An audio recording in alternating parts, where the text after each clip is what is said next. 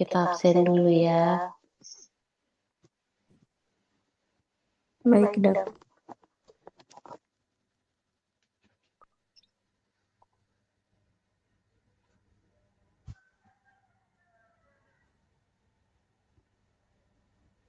Untuk screen pertama ya, 1, 2, 3.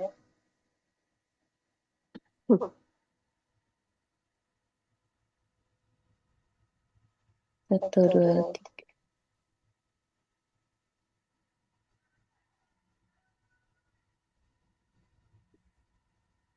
Apakah sudah kelihatan nih untuk slide-nya? Sudah, Dokter. Sudah ya, kita mulai saja. Pada sore hari ini kita akan belajar tentang aspek laboratorium hepar. Mungkin agak banyak ya ini. Ya, sebagai pendahuluan, hepar atau liver atau hati itu merupakan organ yang terletak di regio kanan atas abdomen. Untuk beratnya itu cukup berat ya, 1.200 sampai 1.500 gram. Dia menyatu dengan yang namanya saluran biliar dan kantung empedu. Untuk perdarahannya itu dari arteri hepatika dan sistem porta yang membawa nutrisi dari saluran cerna. Nah, hepar ini dia tersusun atas lobulus, terdiri dari hepatosit, sinusoid, dan sel Kupffer. Dia punya banyak fungsi ya, Dek. Dia berperan dalam metabolisme glukosa dan lipid, membantu proses pencernaan, absorpsi lemak, dan vitamin yang larut dalam lemak, serta ada fungsi detoksifikasi tubuh terhadap zat toksik. Ini ada lobus-lobusnya ya. Lalu ini gambaran histonya. Nah, di sini kenapa kita harus tahu pemeriksaan fungsi hepar itu untuk screening atau penapisan atau penyaringan atau deteksi adanya kelainan atau penyakit di hepar. Untuk membantu menegakkan diagnosis, memperkirakan beratnya penyakit, lalu mencari etiologi, menilai hasil terapi, lalu bisa juga untuk mengarahkan upaya diagnostik selanjutnya dan menilai prognosis penyakit hepar. Nah, di sini kita belajar cukup banyak. Ada pemeriksaan penilaian fungsi hepar, lalu ada pemeriksaan pengukuran aktivitas enzim, dan ada pemeriksaan untuk menentukan etiologi dari penyakit hepar. Nah, penilaian fungsi hepar itu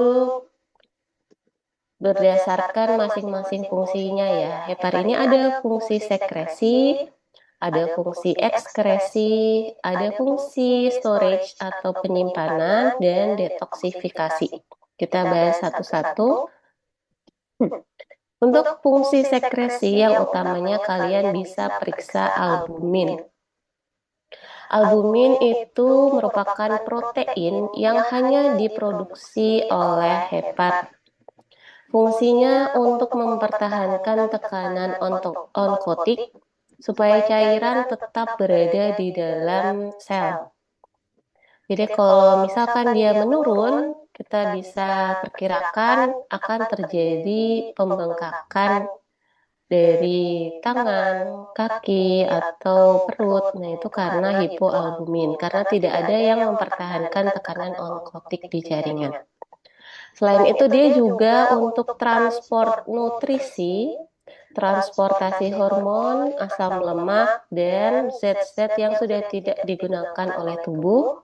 Selain itu, dia juga berfungsi sebagai antioksidan.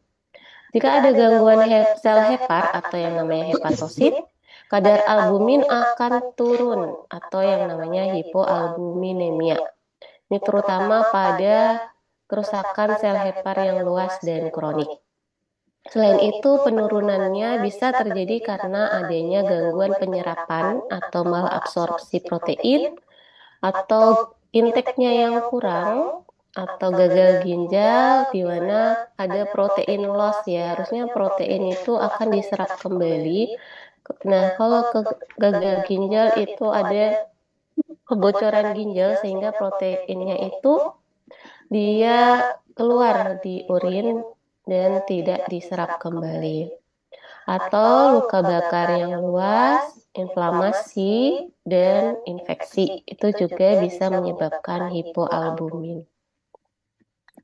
Nah, komponen fungsi sekresi kedua adalah globulin. Globulin ini temannya albumin. Jadi protein tubuh itu terdiri dari albumin dan globulin. Yang kalau dijumlah itu kalian akan dapatkan total protein ya. Jadi kalau kalian ada pemeriksaan total protein itu merupakan hasil penjumlahan antara albumin dan globulin. Nah, globulin ini kalau kalian pecah lagi, dia ada alfa, beta, dan gamma globulin. Fungsinya untuk transportasi hormon, lipid, mineral, dan antibodi. Kalau ada gangguan kronik seperti sirosis hepatis, nanti akan ada rasio albumin dibanding globulin yang terbalik. Di mana harusnya albumin itu kan banyak. Nah, pada sirosis itu yang meningkat justru yang globulin. Sebetulnya tidak meningkat ya, tapi karena albuminnya sangat turun, jadi kesannya itu globulinnya itu lebih banyak dibandingkan si albumin. Nah, globulin yang meningkat itu bisa ditemukan pada peningkatan sintesis antibodi. Nah, globulin yang menurun itu bisa terjadi pada penurunan imunitas tubuh, kondisi malnutrisi, malabsorpsi, penyakit hepar, atau penyakit ginjal. Nah, ini kalian bisa order yang namanya pemeriksaan SPE atau serum protein elektroforesis. Itu untuk mengetahui fraksi-fraksi dari protein. Itu kadarnya itu dominan yang mana. Nah, ini normalnya itu seperti ini. Jadi albuminnya itu dia dominan tinggi, disambung dengan globulin yang kadarnya sedikit. Nah, globulin ini akan dipecah dan tampak pada pemeriksaan SPE ini. Jadi alfa 1, alfa 2, beta, dan gamma. Jadi ada indikasi-indikasi ke arah kelainan tertentu kalau SPE-nya itu gambarnya berubah. Jadi kalau alfa satunya yang dominan itu ke arah apa, alfa 2 yang dominan ke arah apa. Kalau albumin dan gamma globulin yang dominan itu ke arah apa. Nah, kita lihat albumin itu merupakan protein serum yang paling banyak ya. Kita lihat kurvanya tadi dia menduduki 2/3 dari total protein. Sedangkan yang alfa 1 itu hampir 90% terdiri dari alfa 1 antitripsin, sisanya glikoprotein, antikimotripsin, dan sebagainya. Nah, alfa 1 globulin ini merupakan protein fase akut. Jadi, kita ini memiliki protein fase akut, yaitu protein yang kadarnya akan meningkat kalau ada proses inflamasi akut. Itu termasuk CRP ya, Dek. Nah, di sini CRP itu yang terkenal. Ini salah satu protein fase akut lainnya yaitu si alfa 1 globulin. Lalu ada alfa 2 globulin itu bisa dipecah lagi jadi haptoglobulin, seruloplasmin, dan sebagainya. Haptoglobulin meningkat itu pada inflamasi, menurun pada penyakit hepar berat dan anemia hemolitik intravaskuler. Lalu ada beta 1, beta 2, ini penyebabnya seperti ini. Lalu yang terakhir adalah gamma globulin. Itu komponen dari antibodi kita. Ini IgA, lalu 85%-nya IgM, lalu IgG, hemopeksin, C3. Nah, penurunan gamma globulin atau hipogamma globulin biasanya normal pada neonatus. Nah, kalau abnormalnya pada kondisi imunodefisiensi, lalu ada pasien dengan terapi imunosupresif atau terapi kortikosteroid dan kemoterapi. Nah, ini fungsi yang ketiga, kalian bisa periksa PT ya, prothrombin time. Kalau kalian masih ingat, tahun kemarin itu faktor-faktor koagulasi hampir semuanya itu diproduksi di hepat, kecuali faktor 7 karena dia faktor ekstrinsik, sedangkan faktor yang lain adalah intrinsik, jadi diproduksi di hepat. Kalau ada kerusakan hepat, maka faktor koagulasi dia akan mengalami penurunan produksi sehingga pemeriksaan koagulasi seperti PT hasilnya akan memanjang.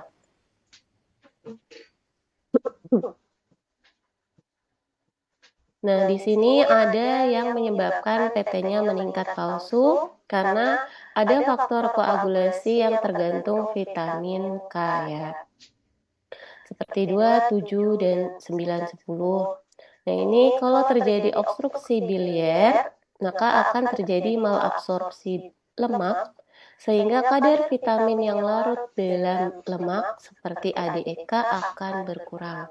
Jadi, pada kondisi obstruksi biliar itu akan menyebabkan PT-nya memanjang.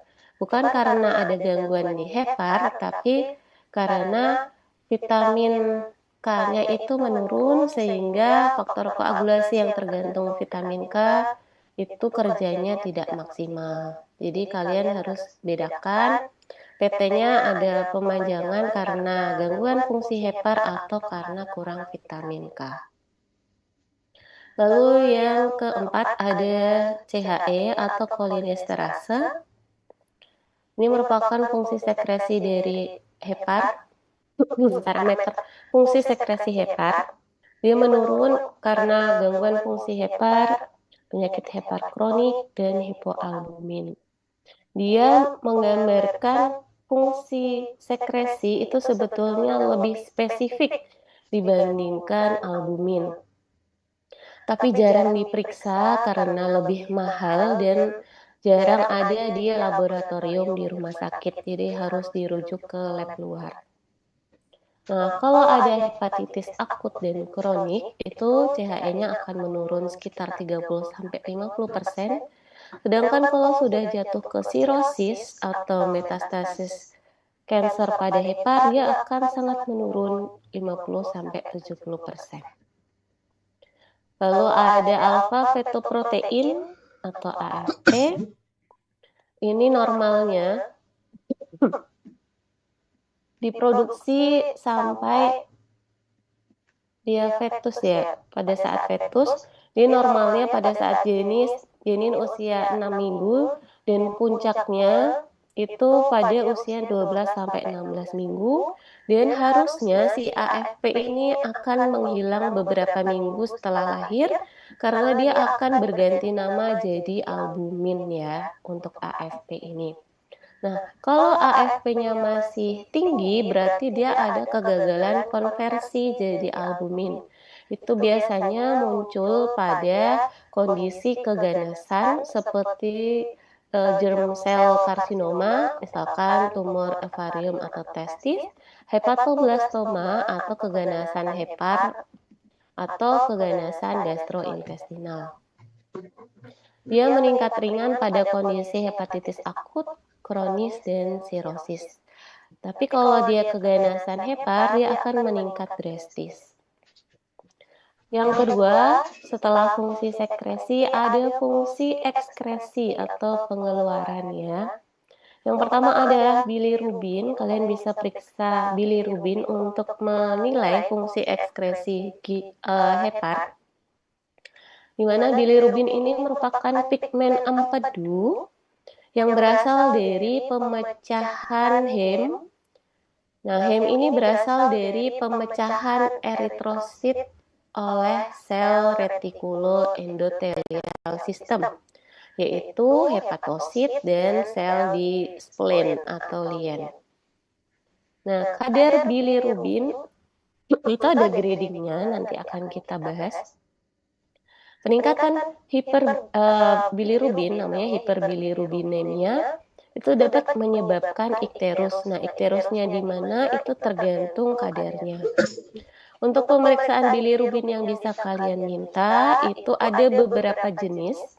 Kalau di darah, kalian bisa minta bilirubin total, direct dan indirect.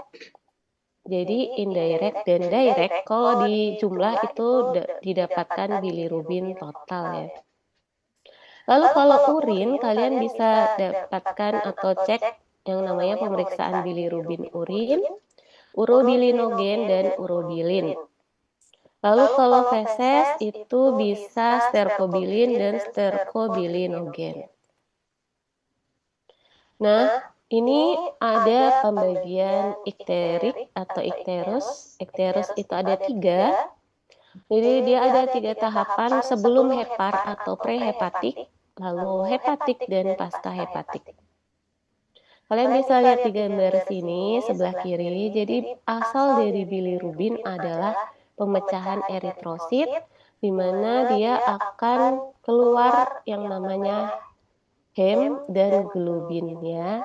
Untuk hemnya dia akan berubah jadi biliverdin dengan bantuan enzim hem oksigenase. Lalu biliverdin akan berubah jadi unconjugated bilirubin dengan bantuan namanya enzim biliverdin reduktase. Nah, ini prosesnya terjadi sebelum dihepar ya. Jadi kalau ada hemolisis yang sebelum dihepar, dia akan meningkatkan apa deh? Unconjugated bilirubin atau bilirubin yang tidak terkonjugasi atau bilirubin indirect. Nah, bilirubin indirect akan masuk ke hepar, masuk ke proses hepatik. Di sana dia akan dikonjugasi dengan bantuan enzim glucuronil transferase menjadi bilirubin conjugated atau terkonjugasi atau bilirubin yang direct. Nah, setelah itu akan dibawa ke empedu, bisa ke usus, bisa ke ginjal ya. Itu masuk ke pasca hepatik ya. Itu conjugated bilirubin. Nah, dia akan dibuang ke usus, itu melalui feses, itu jadi sterkobilin dan sterkobilinogen. Dan kalau dia dibuang ke urin, dia akan jadi tadi urobilin dan urobilinogen. Nah, kalau ada hambatan di salah satu tempat proses dia dikeluarkan, itu akan terjadi penumpukan dari bilirubin. Kalau prosesnya sebelum hepar berarti dia prehepatik. Kalau misalkan ada gangguan di enzim glucuronil transferase berarti ada prosesnya hepatik ya. Kalau dia ada proses di setelah hepar berarti pasca hepatik. Ini etiologi hiperbilirubinemia. Kalau dia belum terkonjugasi berarti prehepatik, bisa karena peningkatan produksi akibat hemolisis atau kerusakan sel darah merah, ekstravasasi atau gangguan eritropoiesis, atau peningkatan uptake misalkan pada penurunan aliran darah hepar, obat-obatan, atau penurunan konjugasi. Ini penyakit hepar, hipertiroid, atau proses kongenital seperti sindrom Crigler-Najjar dan Gilbert. Atau kalau pas dia terkonjugasi itu bisa dibagi 2, dia apakah hepatik dan ekstra hepatik. Jadi kalian sudah paham ya.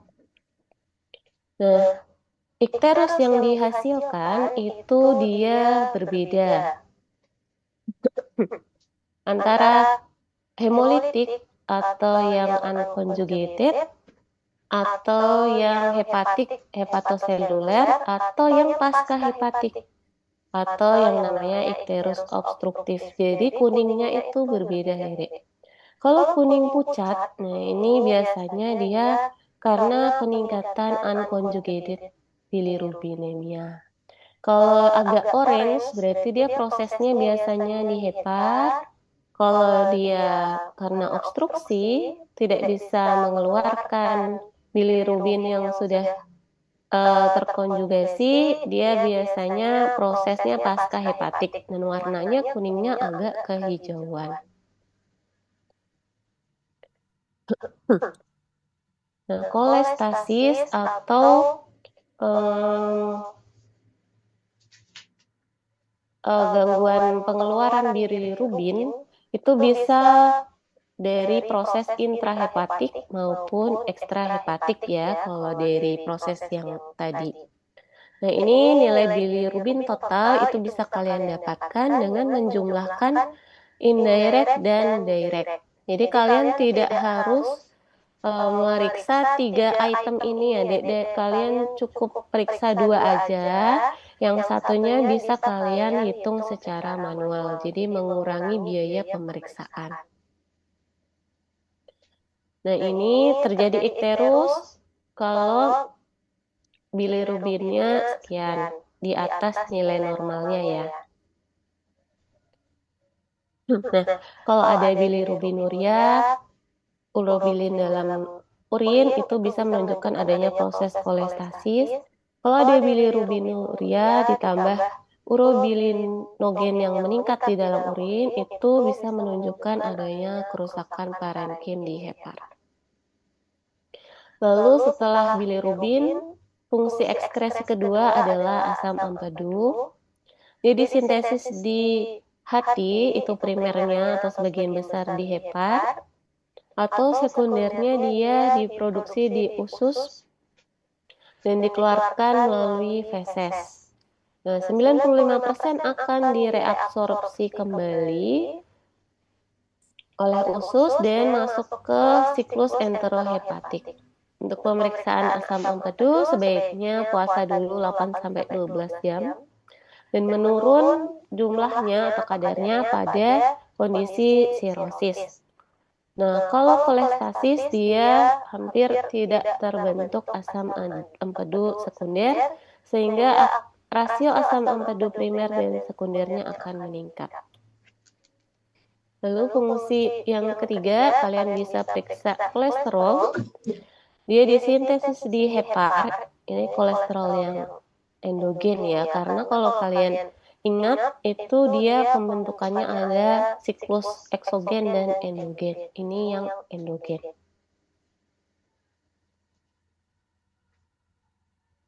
Lalu ada trigliserid, nanti kalian bisa baca sendiri keterangannya. Lalu untuk fungsi storage atau penyimpanan, kalian bisa periksa glukosa. Kalau glukosa darah meningkat, biasanya akan diambil atau diaptek, disimpan dalam bentuk glikogen di hepar.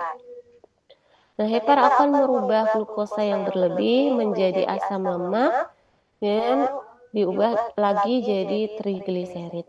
Nah, trigliserid dan VLDL akan disimpan dalam jaringan lemak. Pada pasien sirosis akan terjadi penurunan kemampuan menyimpan glukosa, sehingga gulanya biasanya meningkat atau hiperglikemi.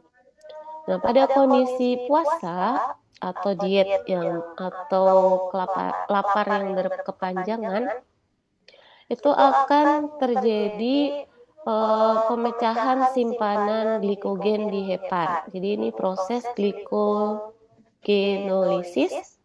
Selain itu, bisa juga kalau sudah habis, dia akan proses gluconeogenesis, jadi pembentukan glukosa dari selain karbohidrat, yaitu dari protein dan lemak. Lalu ada fungsi detox, itu kalian bisa periksa amonia. Untuk amonia, normalnya berasal dari pemecahan protein atau sisa metabolisme protein. Nah, hepar akan mendetoks amonia menjadi urea lalu dikeluarkan lewat ginjal. Gangguan hepatosit akan meningkatkan amonia. Jadi dia tidak bisa mengeluarkan amonia ya. Nah, amonia atau urea ini dia kalau menumpuk itu akan menyebabkan gangguan kesadaran atau yang namanya ensefalopati atau koma hepatikum. Berarti kalau sudah terjadi ensefalopati koma hepatikum, berarti dia ada atau terjadi penumpukan urea atau amonia di dalam darah karena gangguan fungsi detoksifikasi dari hepar. Lalu ada pengukuran aktivitas enzim di hepar. Ini yang kedua. Tadi pemeriksaan fungsi hepar, lalu ini ada pengukuran aktivitas enzim hepar yang paling banyak atau paling sering diperiksa adalah transaminase, lalu alkali fosfatase, GGT, 5-MT, dan LDH. Ini yang transaminase ada SGOT dan SGPT.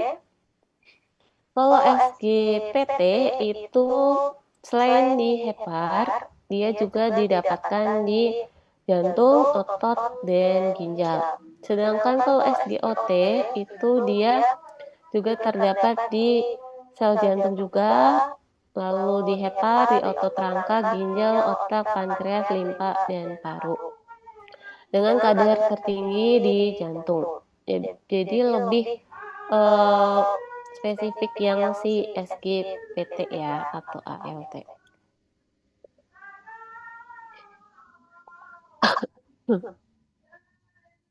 Nah, ini nanti kalian bisa baca SGOT 30% di sitoplasma, 70% di mitokondria.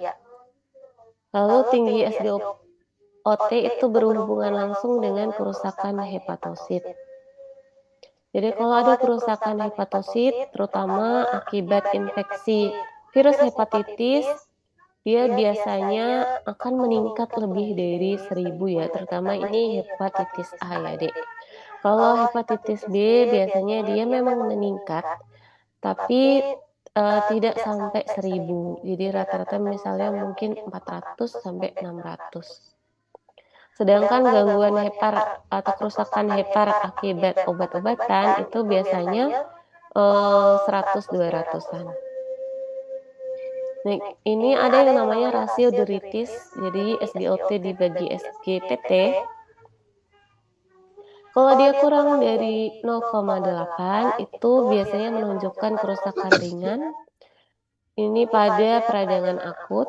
Kalau dia lebih dari 0,8 itu menunjukkan kerusakan hepar yang berat atau peradangan kronis ya. Untuk nilai rujukannya ini berbeda laki-laki dan perempuan. Ini interpretasi peningkatan SGOT, nanti kalian bisa baca. Dan SGPT. Yang kedua adalah ALP atau alkali fosfatase. Dia merupakan enzim berfungsi untuk menilai fungsi kolestasis. Berarti dia bisa digunakan menjadi petanda kerusakan dari membran kanalikuli hepatosit. Nah, kalau aktivitasnya lebih dari 4 kali nilai rujukan, itu kalian bisa curiga ada kelainan hepatobiliar ya. Tapi di sini dia tidak boleh digunakan cuman ALP saja. Jadi harus kalian tambah dengan pemeriksaan yang lain, misalkan tambah OTPT atau tambah GGT. Lalu ini GGT biasanya diperiksa pada pasien yang dicurigai ada kerusakan hepar akibat alkoholisme ya, jadi akibat konsumsi alkohol yang berlebihan. Dia selain OTPT-nya meningkat, dia biasanya GGT-nya akan meningkat. Nah, selain itu dia juga akan meningkat pada ikteris obstruktif, kolangitis, kolestasis, CA hepar, sirosis, dan hepatitis. Kalau ini kan ada jelas uh, gejala dan keluhan penyertanya ya. Nah, kalau alkoholisme itu dia hanya nyeri perut, lalu tiba-tiba SGOT, SGPT-nya tinggi tanpa penyebab yang jelas, tapi dia nggak ngaku alkoholisme, nah ini kalian bisa cek GGT-nya. Lalu ada 5 nukleotidase, ini sangat jarang diperiksa. Dia meningkat pada penyakit hepatobiliar, diproduksi di berbagai jaringan. Ini dia sebagai konfirmasi apakah ALP itu meningkat berasal dari hepar, karena ALP itu bisa diproduksi di luar hepar juga. Lalu ada LDH. LDH itu dia ada 5 isoenzim kalau kalian masih ingat. Kalau untuk hepatitis biasanya yang meningkat LDH 4 dan 5. Lalu ini yang terakhir, laboratorium hepar itu bisa untuk menentukan etiologi penyakit hepar. Baik dia yang sifatnya autoimun, keganasan atau hepatoma, atau infeksi virus hepatitis.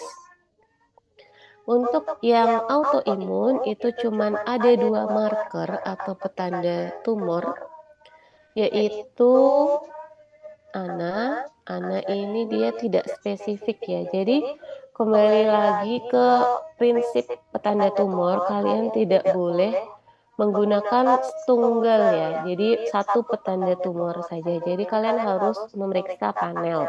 Jadi kalau untuk autoimun hepatitis, jadi hepatitis atau peningkatan OTPT yang tidak diketahui sebabnya dan kalian curiga dia itu autoimun, apalagi pasiennya perempuan usia muda, itu kalian bisa cek panel ini, ANA-TES dan SMA dan AMA, anti-smooth muscle antibodies dan anti-mitochondrial antibody. Kalau positif semua berarti tegak hepatitis autoimun. Lalu untuk marker atau petanda hepatoma, kalian bisa periksa AFP ya, karena dia harusnya hanya diproduksi saat fetus saja. Kalau dia meningkat drastis pada pasien dewasa, kalian bisa curigai adanya keganasan di hepar. Nah, ini yang fungsi etiologi penyakit yang terakhir adalah hepatitis. Ini cukup banyak, di mana virus hepatitis itu ada 5 ya yang wajib kalian ketahui, yaitu hepatitis A, hepatitis B, C, D, dan E ya. Semuanya itu virusnya virus RNA, kecuali yang hepatitis B, dia virus DNA. Jadi double stranded ya. Kalau yang RNA dia single stranded virus. Untuk pemeriksaan antigennya, kalau hepatitis A, kalian bisa periksa semuanya ya, bisa periksa dari sisi antigennya. Jadi dari sisi virusnya yang ada di dalam tubuh, jadi komponen virus yang ada di dalam tubuh kita, atau antibodi kita sebagai respon terhadap infeksi virus. Kalau hepatitis A, kalian bisa periksa HAAG, yaitu hepatitis A antigen, dan seterusnya ya, berarti ya. Nanti akan dibahas lebih lanjut. Kalau yang antibodi itu rata-rata depannya ada antinya. Anti HAV, anti HBV atau anti HBS, HBC, HBE, anti delta, anti HCV, anti HFV, dan anti HGV. Nah, ini ada arti tersendiri kalian periksa serologinya apa ya. Nanti bisa kalian baca. Kita masuk satu-satu.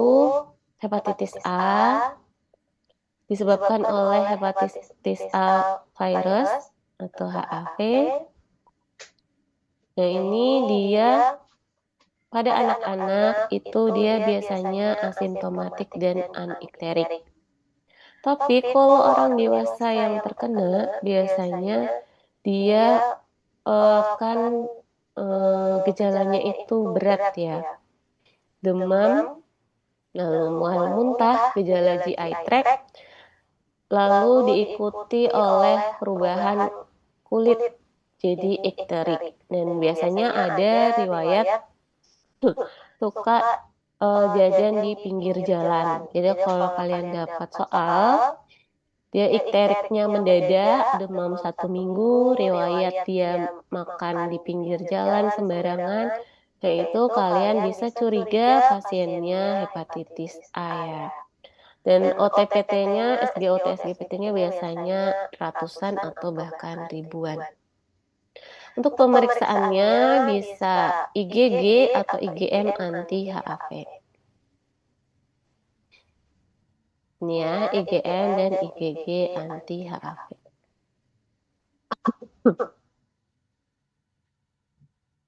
Kalian bisa baca sendiri untuk keterangannya, poin-poinnya seperti yang saya sampaikan. Lalu hepatitis B, etiologinya disebabkan oleh hepatitis B virus atau HBV. Ini merupakan satu-satunya virus yang bentuknya double stranded ya, atau DNA. Nah, dia punya antigen berbagai macam ya, Dek. Jadi, ini kalian harus paham. Kalau ada di permukaan atau surface, nah itu namanya hepatitis B surface antigen atau HBsAg. Kalau ada di envelope, jadi di dalamnya ya, masuk ke dalam. Surface itu kan permukaan, masuk ke lapisan kapsulnya atau envelope, itu namanya HBeAg. Masuk lagi ke core, itu namanya HBcAg. Jadi hanya besar, B besar, S kecil karena dia merupakan menunjukkan dia bagian mananya antigen. Surface itu untuk S, C itu untuk core, jadi inti dari virus. Lalu E itu envelope ya. Nah, selain kalian bisa periksa HBsAg, HBcAg, HBeAg, kalian bisa periksa PCR. PCR-nya PCR DNA hepatitis B ya, atau viral load hepatitis B. Itu paham ya? Nah, ini untuk antigennya tadi ada HBcAg, HBeAg, dan HBsAg. Dimana kalau core itu adalah inti HBV, E itu envelope, dia biasanya menunjukkan infeksiositas dari hepatitis B ya kalau si HBeAg. Sedangkan kalau HBsAg ini menunjukkan kronisitas dari hepatitis B. Ini nanti bisa dibaca sendiri untuk inkubasinya. Nah, sama-sama dia akan meningkatkan OTPT atau liver function test. Yang membedakan kalau hepatitis A adalah HAV, IgM anti HAV, kalau ini IgM anti HBV ya. Selain kalian bisa periksa HBsAg, HBeAg, dan HBcAg. Untuk OTPT-nya dia tidak akan meningkat sedrastis untuk hepatitis A, tapi dia biasanya tetap meningkat ratusan, tapi nggak sampai ribuan.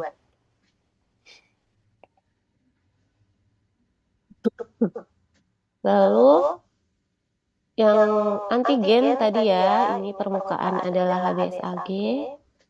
Kalau kita periksa antibodi terhadap permukaan dari hepatitis B, itu namanya anti-HBs. Kalau antigen selubung namanya HBeAg. Kalau antibodinya, jadi antibodi yang diproduksi oleh tubuh terhadap adanya selubung virus hepatitis namanya antibodi anti-HBe. Lalu kalau terhadap HBcAg berarti anti-HBc. Ini untuk kriteria diagnosis hepatitis B. Ada yang namanya kronik. Nah, ini ya pakainya HBsAg. Seperti yang sudah saya sampaikan tadi, dia menunjukkan kronisitas. HBsAg-nya akan tetap positif lebih dari 6 bulan. Yang membedakan dia itu aktif atau enggak adalah viral load-nya. Jadi DNA virus hepatitis B-nya itu ada berapa kopi. Lalu peningkatan OTPT-nya.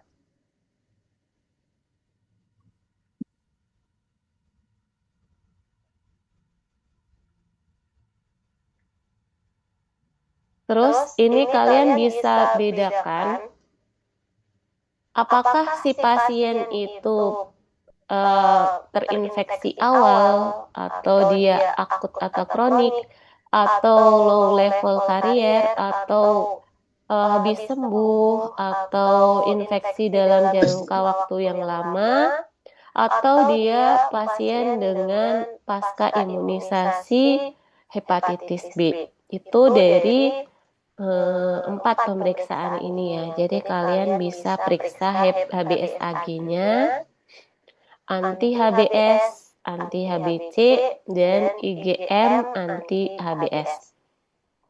Jadi kalau anti-HBs di sini itu kalau dia nggak ada IgM atau IgG berarti total ya dek maksudnya. Penjumlahan antara IgM dan IgG. Kalau cuman HBsAg aja yang positif berarti kemungkinan dia infeksi awal. Kalau dia positif semuanya berarti infeksi akut ya. Kalau dia low karier, dia biasanya cuma anti-HBc-nya aja. Kalau dia segera setelah sembuh, biasanya dia IgM anti-HBs dan anti-HBc positif. Nah, ini yang membedakan dia itu infeksi awal atau dia pasca imunisasi adalah pemeriksaan anti-HBs-nya. Kalau anti-HBs-nya positif tanpa diikuti HBsAg berarti dia pasca imunisasi ya, Dek. Tapi kalau dia anti-HBs-nya positif, HBsAg-nya positif juga berarti dia infeksi akut. Itu yang membedakan dia pasca imunisasi atau dia infeksi awal adalah HBsAg. Ini awal yang bisa terdeteksi adalah HBsAg. Setelah itu ini antigen ya. Berarti kalian bisa periksa antibodinya yaitu anti-HBs di mana anti-HBs-nya dia awalnya akan IgM, lalu dia akan switch jadi IgG. Ini tetap anti-HBs ya. Jadi lalu di sini dia akan terdeteksi HBeAg dan baru anti-HBe. Ini anti-HBs-nya di sini, sorry. Yang ini anti-HBc. Lalu hepatitis C Kalau hepatitis A tadi dia penularannya fekal oral ya, Dek. A dan D itu sama. Kalau B dan C itu ditularkan melalui produk darah yang terkontaminasi oleh virus ya. Ini kemarin keluar di UKM BPD. Kalau hepatitis B dan C itu bisa dari transfusi darah atau dia terkena jarum suntik atau cairan tubuh yang terkontaminasi. Sedangkan hepatitis A itu biasanya dari fekal oral. Sama bentuknya virus RNA. Kalian bisa periksa anti HCV dan IgM anti HCV. Anti HCV ini maksudnya total ya. Kalau ada IgM-nya berarti khusus IgM aja. Untuk metode pemeriksaannya itu rapid test ya, yang simple. Rapid test itu seperti ini. Ini metodenya adalah imunochromatografi atau ICT. Atau bisa imunoserologi pakai mesin ya. Ini kalian bisa periksa hepatitis A, B, dan C. Untuk D itu jarang. Nah, ini interpretasinya. HBsAg positif itu bisa menunjukkan dia aktif atau baru atau dia karier ya tadi. Kalau anti HBs positif dia bisa karena imunisasi tadi atau mau sembuh. Kalau HBeAg dia menandakan replikasi aktif dari hepatitis B. Kalau dia sudah muncul antibodi terhadap HBeAg atau anti HBeAg positif, berarti kemungkinan ada replikasinya yang sudah tidak aktif. Lalu selain kalian bisa pakai HBeAg, kalian bisa periksa PCR HBV DNA ini untuk menentukan replikasi aktif dari hepatitis B virus.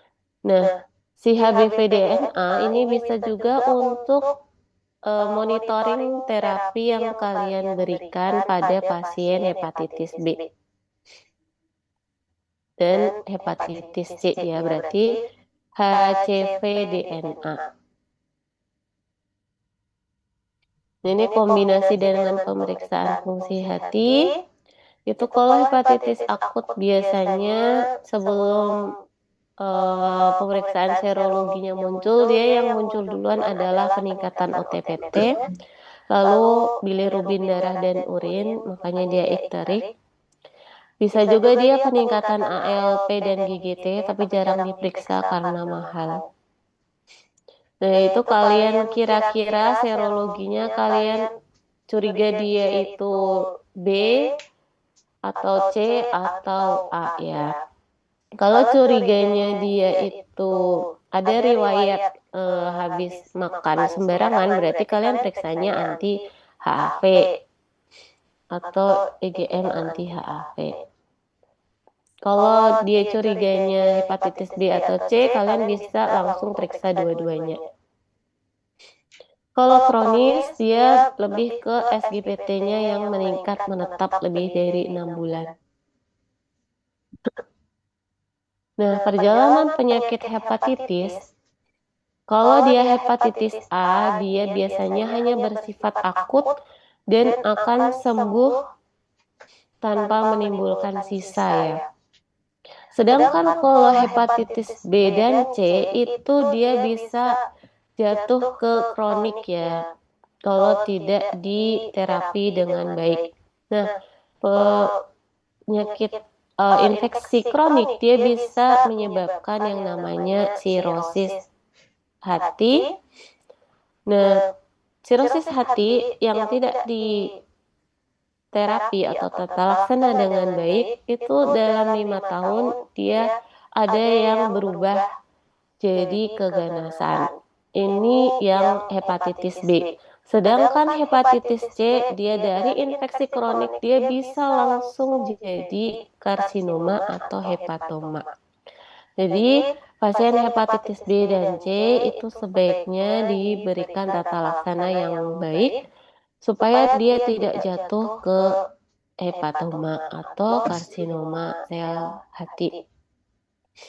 Karena hepatoma atau dia sirosis yang dekompensata atau yang gagal hati, dia kematiannya itu sangat besar jika tidak dilakukan transplantasi hepar. Pemeriksaan kerusakan hati atau sirosis, kerusakan sel hepar itu gold standarnya adalah biopsi ya. Tapi biopsi ini dia tidak didapatkan, tidak bisa kalian temui di semua rumah sakit dan waktu pemeriksaannya itu lama.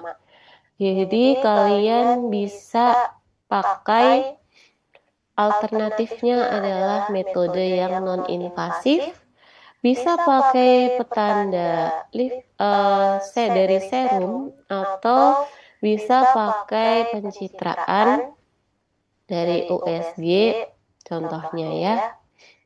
Kenapa kalian harus periksa derajat kerusakan hepar? Itu untuk indikator pemberian terapi dan monitoring perjalanan penyakit.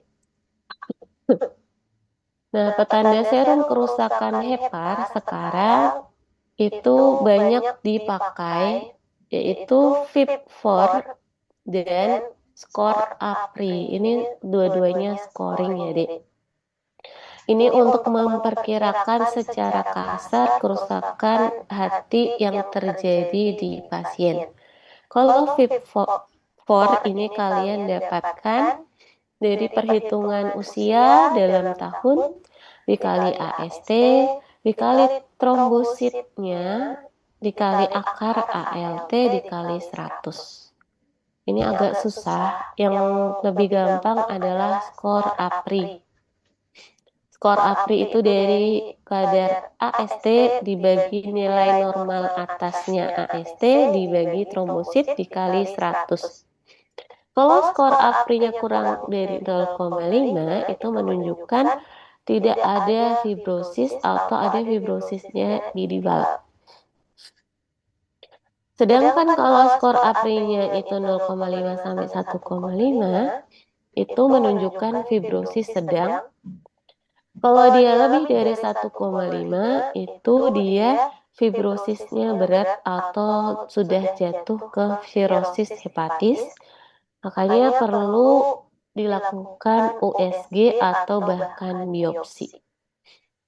Sekian untuk aspek laboratorium hepar. Memang cukup banyak, tapi ini banyak kalian pakai besok saat bekerja.